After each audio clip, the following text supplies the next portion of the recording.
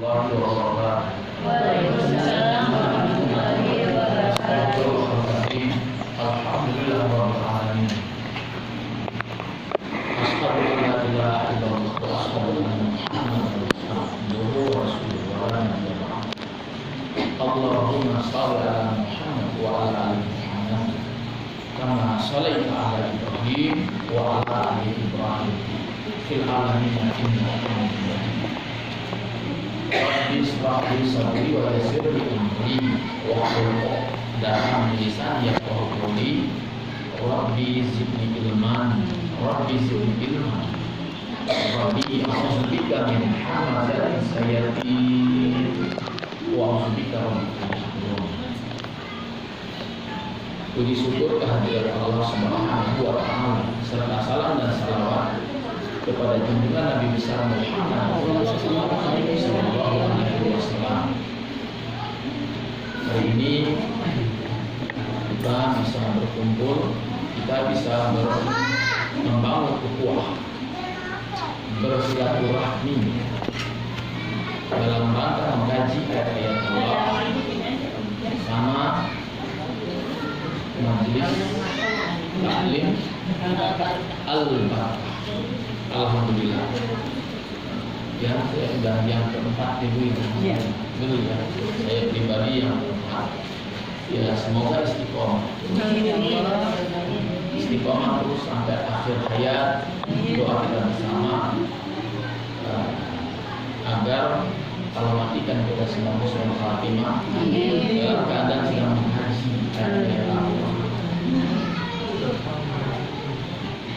Ibu-ibu yang dirahmati Allah, sebelumnya kita baca doa, semoga kajian Al-Quran tematik bil hikmah ma'iz wal hasanah siang ini di majelis taklim al-barakah menjadi asbab hidayah bagi kita semua, wabil khusus bagi keluarga kita, menjadikan keluarga yang sakinah mawaddah warahmah. Suami kita suami yang saleh, kita menjadi istri-istri yang salehah, dan anak cucu kita menjadi hamba-hamba Allah yang saleh, senantiasa takwa istiqamah di jalan Allah, menjadi ahlul Quran, menjadi ahlul salat, menjadi ahlul zakat, infak, sedekah, menjadi ahlul puasa, dan menjadi haji yang mabrur. Ya, semoga ibu-ibu yang sudah berangkat haji nanti. Ya, yang belum insya Allah diberangkatkan sama Allah dengan niat tekad yang kuat. Ya Bu, sekali lagi soal haji atau umroh bukan masalah ada atau tidak ada uangnya, bukan. Apa saja termasuk berangkat umroh dan haji, bukan masalah uang, bukan Ibu ya. Ini masalah panggilan. Ya, masalah panggilan. Semoga Allah panggil kita semua yang ada di sini, pasangan hidup kita dan anak cucu cicit keturunan kita kelak untuk menerima panggilan Allah ke tanah suci. Amin. Dan semoga ya Allah kajian Al-Quran tematik bil hikmah ma'iz wal hasanah hari ini atas petunjuk dan hidayah Allah, tidak dengan hawa nafsu kami ya Allah.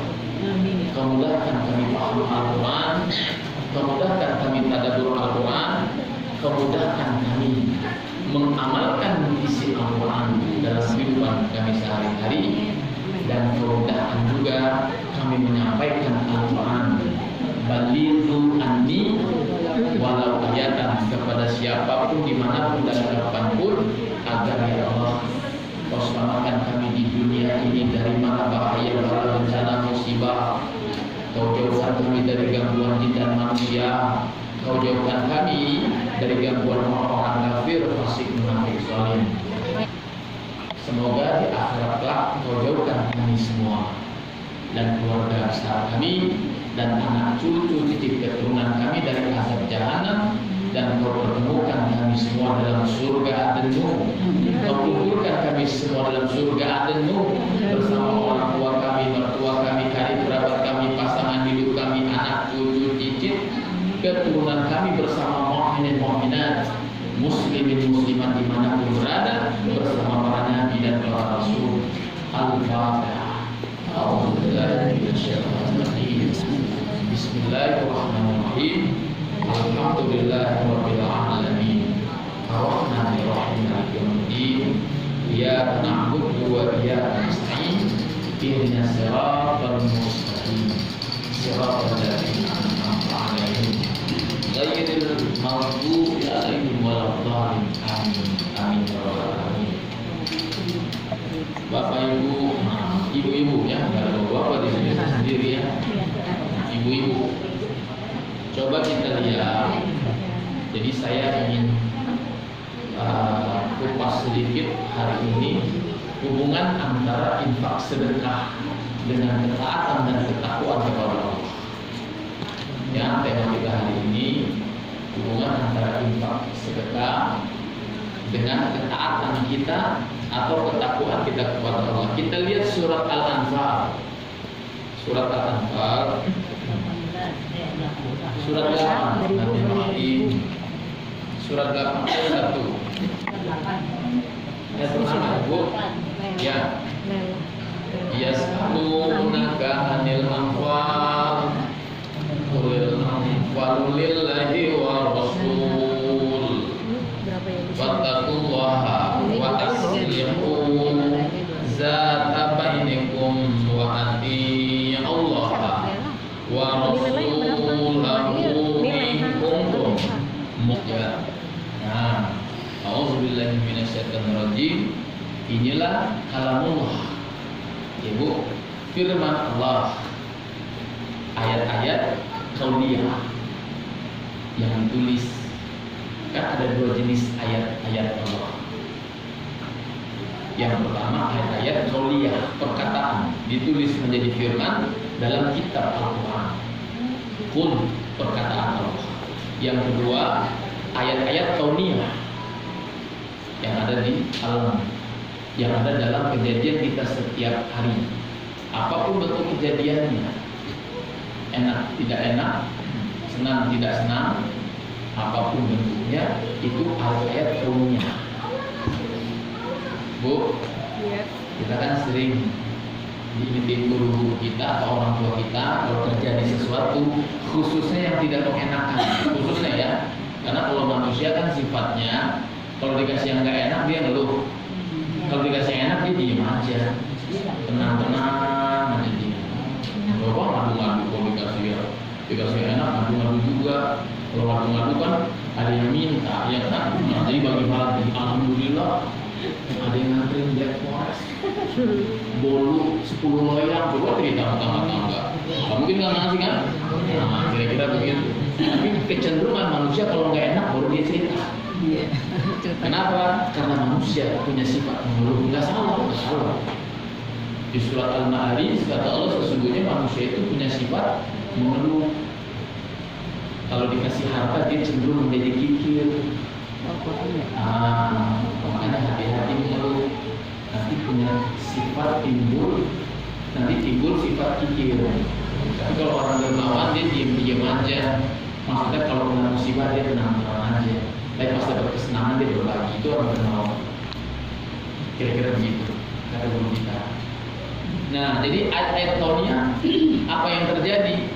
Kalau guru kita, orang tua kita suka ngingetin kita kalau terjadi sesuatu yang tidak enak, misalnya terjadi apalah ya, yang tidak nyaman, ambil saja hikmahnya. Ya Bu, inilah ayat kauniyah, bisa mengambil hikmah dari setiap kejadian, yang nggak enak maupun yang enak. Ya Bu, yang enak maupun yang tidak enak, ambil hikmah. Ya, makanya kita dikasih kesehatan, ambil hikmahnya. Gampang ambil hikmahnya kalau kita lagi dalam kondisi nyaman dan enak atau sehat. Mudah sekali ya Bu ya. Alhamdulillah kita selama ini menjaga fisik kita dengan makanan halal. Kita menjaga fisik kita dengan tidur di awal waktu dan bangun juga di awal waktu sebelum subuh menunaikan tahajud. Makanya papa mama sehat tuh badannya, makanya bapak sama ibu sehat badannya. Anak-anak ikutin bapak dan ibu ya, kira-kira begitu. Ibu, ini nasihat buat anak. Saya barengin saya. Kenapa? Karena anak gak butuh omongan, tapi anak butuh contoh. Iya, gak ada ngomong. Asal kita contohin aja, anak skakmat, meok dia. Kalau kita panggil, nak sholat, ini siap ya? Nak sedekah, siap ya? Karena kita nyontohin. Kan problem manusia sekarang pandai menyuruh tapi tidak pandai berbuat. Ini yang repot. Nah, jangan sampai ada orang tua yang seperti itu. Kalau majelis taklim al-Baqarah nggak ada ini, mbak, insya Allah ya. Karena ngajinya istiqomah. Istiqomah ngaji.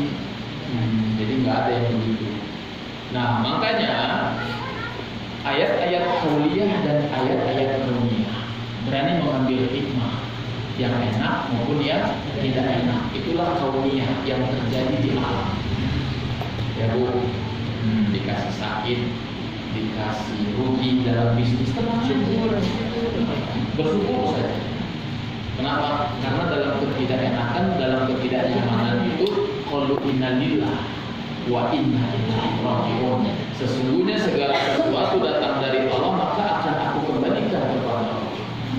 Baru nanti turun rahmat, kasih sayang Allah turun di situ, ampunan Allah turun di situ, petunjuk Allah turun di situ. Bagi siapa yang qalu inna lillah tadi, siapa mereka orang-orang yang bertawakal kepada Allah, berserah diri atas setiap kejadian yang enak maupun yang tidak enak.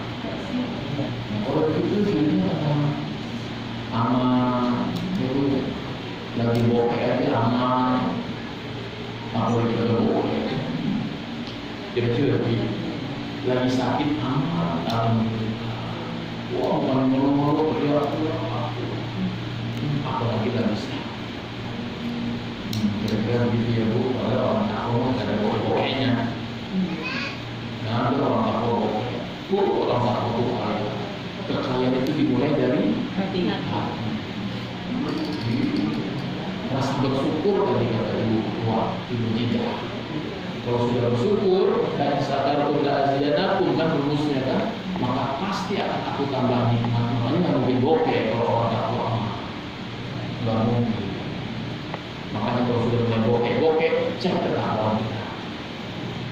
Jangan-jangan kurang beriman, jangan-jangan kurang diamal. Makanya ibu yang ngomong.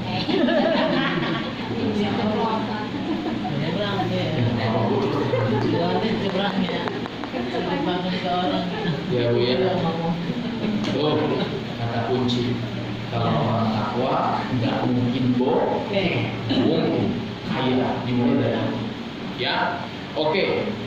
Kita kupas ayat satunya. A'udzubillahi minasyaitonirrajim. Mereka menanyakan kepada kamu tentang pembagian harta rampasan perang. Ada perang ghanimah, ada perang fa'i. Rampasan perang itu seperti itu. Ghanimah hasil rampasan perang di medan perang. Kalau fa'i ada penjabarannya, termasuk hasil usaha kita juga rampasan perang itu. Rezeki anak-anak misalnya, atau kita sendiri yang berbisnis, yang bekerja di pasar atau di perusahaan orang-orang ya pagi-pagi berangkat naik motor, wah boleh situ habis serempet bis. Pagi-pagi berangkat ke pasar, nanti ada persaingan segala macam, waduh bersaing saja. Nah, perang, tapi tidak perang melawan musuh yang nyata, tidak kelihatan. Makanya cenderung perangnya melawan hawa nafsu. Nah ini masuk dalam rampasan perang. Maka Allah katakanlah kepada mereka, harta rampasan perang lawan hawa nafsu itu milik Allah dan Rasul, artinya menurut ketentuan Allah dan Rasul. Nah, jadi dalam pembagian harta rampasan perang itu menurut ketentuan Allah dan Rasul, maksudnya itu ya Bu, milik Allah dan Rasul, maksudnya itu sesuai dengan perintah Allah dalam Al-Quran, sesuai dengan tuntunan Rasulullah Sallallahu Alaihi Wasallam dalam sunnah-sunnahnya. Nah, ini maknanya ayat ini. Ya, lalu, ya Bu, lalu maka bertakwalah kepada Allah dan perbaikilah hubungan di antara sesama kamu. Makanya saya katakan tadi, sesuai ketentuan Allah dan Rasul tadi, maksudnya prosentase dari apa yang harus kita sedekahkan dan kita infakkan. Jadi dalam harta rampasan orang tadi, dalam urusan bisnis kah, dalam urusan bekerja di suatu perusahaan kah, atau bentuk usaha apapun, nah ini ada pembagiannya, hak-haknya untuk orang yang berhak menerima dari harta rampasan perang melawan hawa nafsu yang kita dapatkan dalam usaha kita sehari-hari. Ya, nah, sesuai dengan ayat-ayat Allah yang Allah perintahkan dan sunnah Nabi. Maka kata Allah, bertakwalah kamu kepada Allah dan perbaikilah hubungan di antara sesama kamu. Ini apa hubungannya sekarang? Makanya tadi sesuai tema, ternyata sedekah infak itu punya hubungan erat terhadap ketaatan dan ketakwaan seseorang kepada Allah. Ya benar dong. Ya kan? Nah, takwa itu kan sama. Nah, pada saat Allah perintahkan ada dalam harta rampasan perang kamu melawan hawa nafsu, itu ada hak orang yang harus kamu keluarkan. Kepada siapa saja nanti ada ayatnya. Berapa besarannya nanti ada ayatnya. Sesuai perintah Allah dan tuntunan Nabi. Kemudian makanya ada hubungannya ya, ketakwaan dengan infak sedekah. Jadi kedermawanan dan ketakwaan itu nempel di jalan bareng.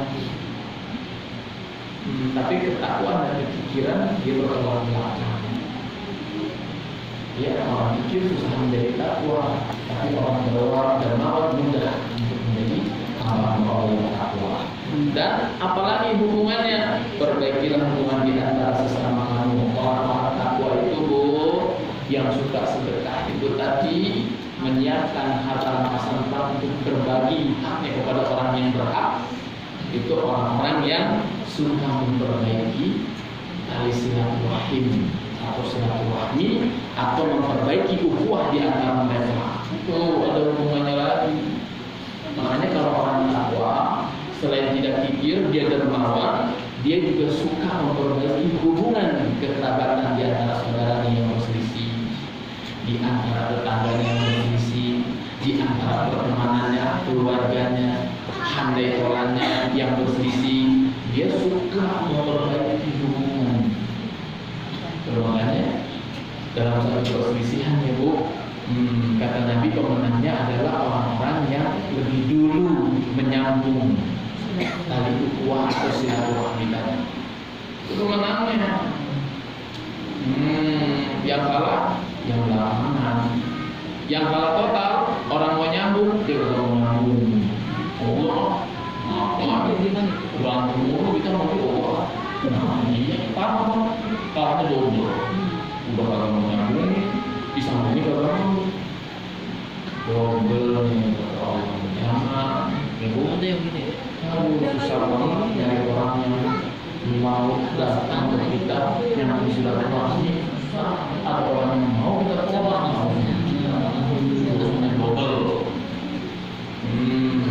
Ya, Masya Allah, Masya Allah. Makanya ketakwaan, menyambung tali silaturahmi dan infak sedekah ini punya hubungan yang sangat kuat. Sangat kuat. Nah, maka Allah katakan, dan taatlah kepada Allah dan Rasul jika kamu orang-orang yang beriman. Jadi orang yang beriman, ya orang takwa pasti punya iman. Ya Bu, takwa dua komponen ya Bu ya. Takwa dua komponen. Yang pertama iman, hubungan kepada Allah baik, sholatnya, puasanya, hajinya, umrohnya. Yang kedua takwa itu hubungan kepada makhluk baik hablum minannas. Iman hablum minallah, ya kan? Amal hablum minannas ini komponen takwa. Ada dua, iman dan amal soleh. Iman dan hablum minallah, amal solehnya hablum minannas. Wabil khusus bagi seluruh manusia, makanya nanas kan, bukan nanas buah ya itu ya, hablum minannas. Membangun hubungan baik kepada manusia. Lebih dari itu, rahmatan lil alamin, kepada seluruh makhluk hidup. Makanya orang marah sama tumbuhan, sama hewan-hewan, bagaimana dia menjaganya? Ya Bu, nebang pohon aja Bu, ternyata ada caranya. Ada caranya. Kita pernah ditegur dulu. Yang tegur orang asing, ya Allah. Itu kejadian di kompleks saudara saya. Ternyata orang bule ini, orang asing, nggak tahu negaranya mana itu, yang pasti bukan muslim ya. Beberapa mereka umumnya dipotongnya harus sesuai alur di posisi tertentu. Masya Allah. Potongkan ibu, putus dong cabangnya yang gede ini supaya nggak ganggu. Benar nggak salah? Boleh kita potong, boleh. Nanti misalnya ganggu, kena genteng, kena apa. Nah setelah dipotong sesuai dengan ulirnya, ditutup kayak orang diperban. Itu ada obat, bukan nyangkok ya, bukan, beda dengan nyangkok. Itu ada obatnya. Ya Allah, orang boleh bisa begini. Kalau kita menghajar, biasanya juga belum tahu. Kira-kira 2 tahun yang lalu, takjub kita dengar semua pengetahuan dan sains itu ya. Makanya semua harus dengan ilmu betul ya, termasuk beragama. Inilah ilmunya yang kita kaji Al-Quran supaya kita paham. Di perempuan di luar semua orang tua ya suka ngomong, tapi dapat ilmu jadinya. Di perempuan sembuh, dia nggak bercabang. Karena memang menghindari cabang kan, supaya nggak mengganggu genteng, kebetulan ada genteng. Terus terlalu berat, banyak banget cabangnya.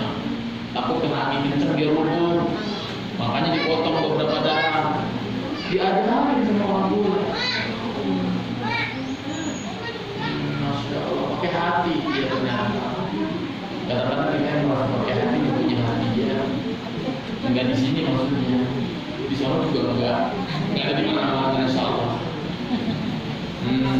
Terus sama pohon. Gimana sama manusia?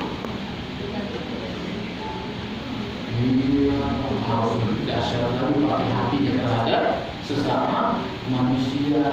Masya Allah, perhatian berdua harus terus dilatih, memperhatikan hati.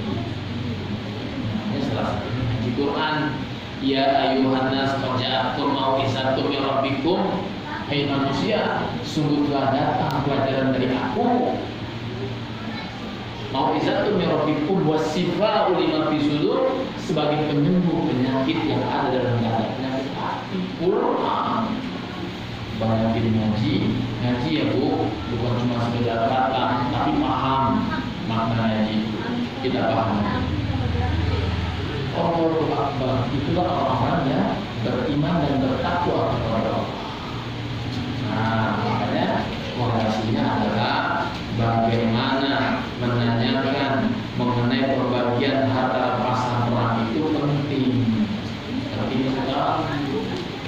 Termasuk infak sedekah. Makna pembagian harta rampasan perang itu infak sedekah ya Bu ya.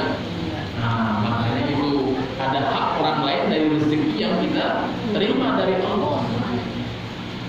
Artinya kita infakkan, kita sedekahkan. Kepada siapa? Surat Al-Baqarah 215. Nah, surat 2 ayat 215. A'udzubillahi minasyaitonir rajim. Yas'alunaka ma'adza yunfiqun. Qul ma anfaqtum min khair falil walidaini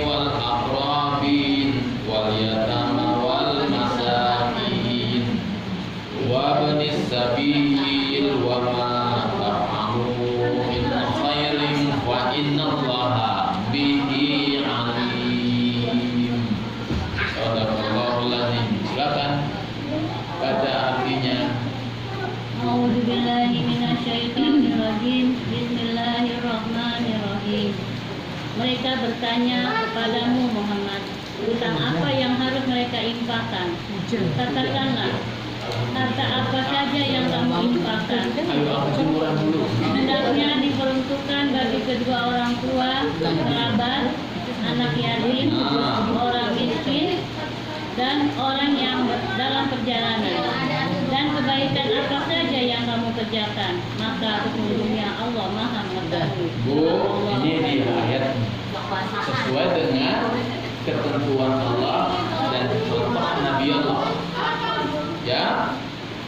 A'udzubillahi minasyaitonirrajim. Mereka bertanya kepada kamu tentang apa yang harus mereka infakkan. Katakanlah, harta apa saja yang kamu infakkan hendaklah diperuntukkan satu, kedua orang tua. Jangan berjauh-jauh. Oh enggak, orang tua kan kewajiban. Ya kewajiban, sedekah tetap kata Allah. Ini kan kata Allah ya Bu. Kan infak kan bahasanya kan nggak salah kan saya. Satu kepada orang tua. Bu, orang tua dan mertua sama, jangan dibedakan. Boleh. Anak-anak kita ajari. Orang tua dan mertua sama, jangan dibeda-bedakan. Ya.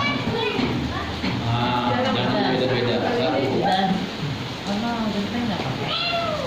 Pengangkat tujuannya. Harta apa saja yang kamu infakkan, pertama untuk kedua orang tua, mertua sama. Kalau jauh-jauh, orang tua tinggal di rumah, ya tinggal di rumah.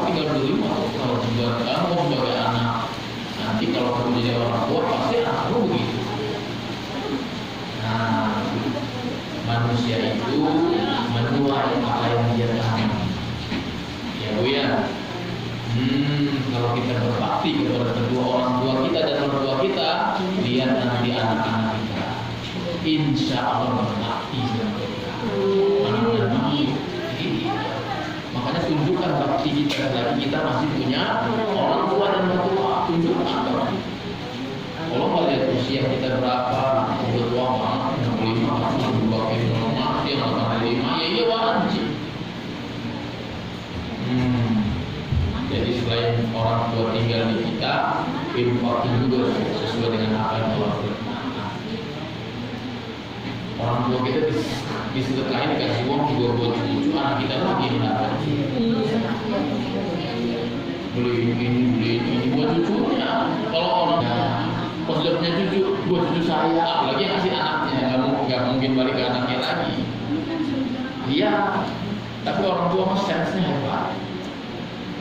Dikasih sama anaknya, dia terima, dia tahu anaknya kurang, dibalikin lagi ke istrinya atau ke suaminya. Itu orang tua yang sense-nya kuat. Kalau dia punya, dia langsung sedekah. Apalagi sih dicari orang tua. Tinggal harus ibu ya. Ibu saya begitu orang. Harta apa saja kau infakkan, maka hendaklah kau berikan kepada kedua orang tua dan mertua. Yang kedua, karib kerabat.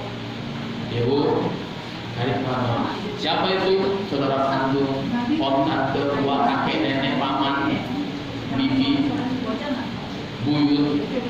Siapa itu? Kerabat bapak, kerabat ibu, ipar beripat, berbagi, nggak jadi masalah.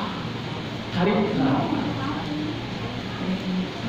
Ya Bu, nah tapi setelah kita menikah, pasangan hidup itu karib kerabat terdekat. Nah, habis itu baru saudara kandung. Ya Bu ya, pasangan hidup nomor satu itu setelah kita menikah. Sebelum menikah saudara kandung nomor satu. Berlima saudara, yang dua kaya, yang tiga kagak, yang dua tuh langsung aja yang tiga. Jangan nunggu yang tiga minta yang dua salah. Kurang sense. Pelajarannya nggak main. Nunggu saudara minta. Katanya begitu, katanya minta. Orang nggak ada yang bilang. Nggak tahu. Makanya silaturahim itu menunjukkan ketakwaan kita kepada Allah. Tahu kapan berasal di mana. Kebun coklat masih ada. Kebun dia. Habis Pak. habis nggak mungkin ini punya apa dulu sih mau nggak apa-apa kulkasnya diingetin radarnya rusak nih diingetin kagak paham juga dia dibom kapal perlu diingetin kagak paham juga dibom musuh. Nih penyakit orang-orang yang nggak punya radar, nggak punya iman dan nggak punya amal. Hablum minallahnya buruk, hablum minannasnya juga buruk.